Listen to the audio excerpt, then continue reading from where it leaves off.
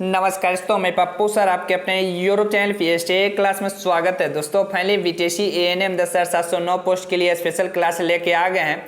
यह क्लास 13 है। इससे पहले हम आपको 12 क्लास प्रोवाइड कर चुके हैं, आप नहीं देखे हैं तो प्ले लिस्ट में आप चले जाइए। प्ले लिस्ट में सीक्वेंस से 1 से लेकर 12 तक आपको वीडियो मिल जाएगा। नए सिलेबस के आधार पर पढ़ाएंगे, वही जो परीक्षा में आएगा।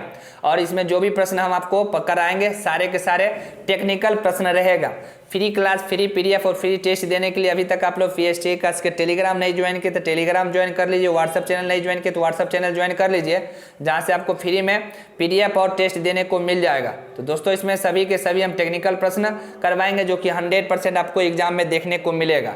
इससे पहले हमारे चैनल पर अपने चैनल को सब्सक्राइब कर और नोटिफिकेशन ऑन करिएगा डेली विधि से सही वीडियो पाने के लिए। दोस्तों वीडियो में बने रहिए। चलिए बिना समय के बाद वीडियो को स्टार्ट कर लेते हैं और प्रश्न की ओर चलते हैं। आप लोग कमेंट करके बताइएगा कि आपका कितना प्रश्न सही हो रहा है। दोस्तों आप सभी स्टूडेंट को पता है अभी पीएसटी की क्लासेस द्वारा एनएम स्टूडेंट के लिए स्पेशल बैच चलाया जा रहा है, स्पेशल क्लास चलाया जा रहा है, जो कि बैच का नाम है सफलता बैच। और आज अभी तक 35 क्लास हो चुकी है। आज लगा कि आपको 35 क्लास हो चुकी है। अगर अभी आप लोग बैच परचेज करते हैं तो 35 के 35 क्लास अभी मिल जाएगा। जो रेगुलर क्लास आपको चल रहा है वो रेगुलर मिलता ही रहेगा।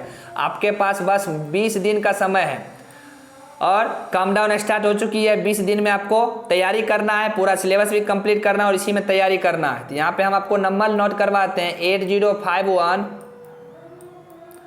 305735। यही मेरा फ़ोन पे, गूगल पे, पेटीएम नंबर है। इसी पर 149 रुपये आप लोग को ट्रांसफ़र करना है और यही मेरा व्हाट्सअप नंबर भी है। देख लीजिए 8051 3057, ये 57 हो जाएगा और 35 हो जाएगा। यहाँ पे फिर से हम नोट करवाते हैं, आप लोग फिर से एक बार नोट कर लीजिए 8051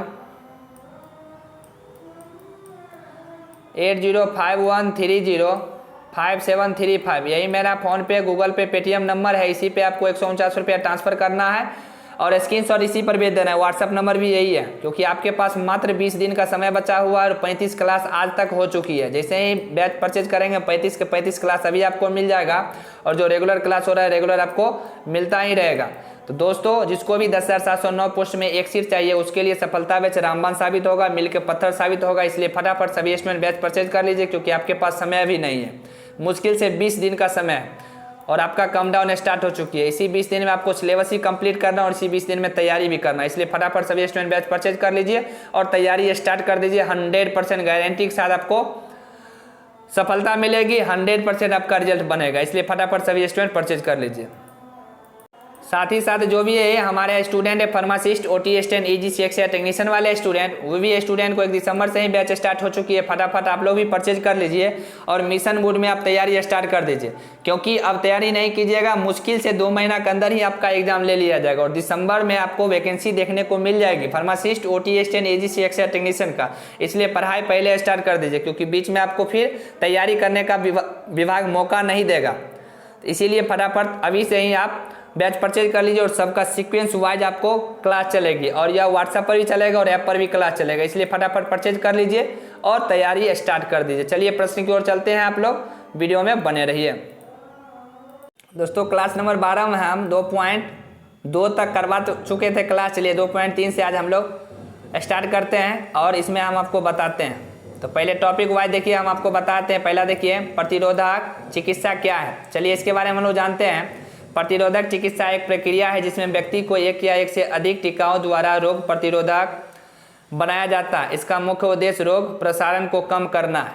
ये प्रतिरोधक हो गया जो शरीर में एक से अधिक आपको टीका लगाया जाता है ताकि शरीर में आपको रोगाणु से छुटकारा मिले। चलिए आगे टीकाकरण का प्रकार देखिए, कितना प्रकार का टीकाकरण होता है।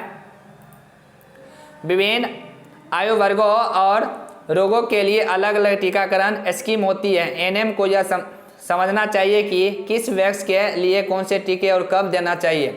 ये ध्यान समझ लीजिए, टीका अलग अलग होता है और वैक्स और बच्चे के सबका अलग अलग टीका होता है। तो वह एनएम को समझना चाहिए किस एज में कौन सा टीका लगाया जाता है पेशेंट को। तीसरा देखिए सुरक्षित टीकाकरण। अब सुरक्षित टीकाकरण क्या होता है, चलिए इसके बारे में हम आपको समझाते हैं।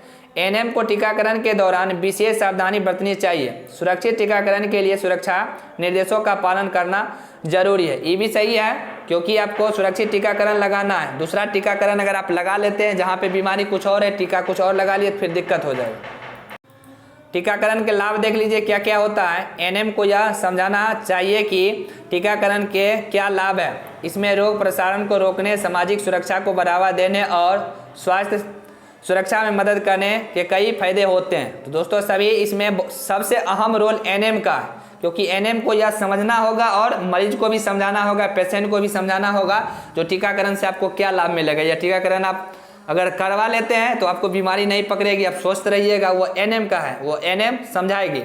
चलिए आगे देख लीजिए टीकाकरण कार्यक्रम, यह क्या होता है, 5वां पॉइंट है।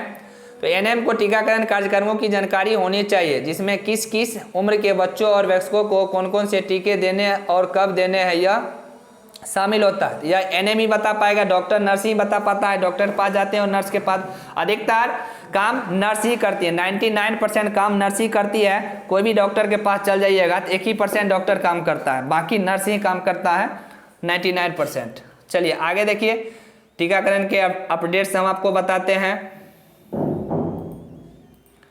एनएम को स्वास्थ्य विभाग के टीकाकरण के अपडेट्स और नई टीकाओं के बारे में जागरूक रहना चाहिए। इसके लिए देखिएगा बिहार सरकार भी और अलग अलग स्टेट का सरकार इस पर जागरूकता अभियान भी चलाते हैं, जैसे पोलियो अभियान चल रहा है, बहुत सारा अभियान अभी चल रहा है ताकि लोग जागरूक हो और टीका लगवाए। अगला देख लीजिए टीकाकरण के प्रतिरोधक छोटे, यहाँ प्रतिरोधक हो गया, यहाँ पर देख लीजिए एनएम को टीकाकरण के प्रतिरोधक छोटों के बारे में भी जागरूक रहना चाहिए और उन्हें उचित जानकारी और सहायता प्रदान करनी चाहिए। इसके लिए यहाँ पर टीकाकरण के प्रतिरोधक छुट्टे क्या होता है सो देखिए, क्योंकि एनएम को जो पेशेंट आते हैं उसको समझाना होगा जो आप टीकाकरण करवाइएगा तो रोग से मुक्त रहिएगा। बच्चे देखिए कितना बच्चे या बूढ़े या जो भी जवान है पेशेंट है वह टीकाकरण नहीं करवाना चाहते हैं। जैसे कोरोना काल में ही देखिए कोरोना का टीका लोग नहीं लेना चाह रहे थे, तो उसके लिए जागरूक करना ही आवश्यकता है। देखिए पोलियो वाला भी चल रहा है, पोलियो अभियान चल रहा है, तो इसके लिए सरकार भी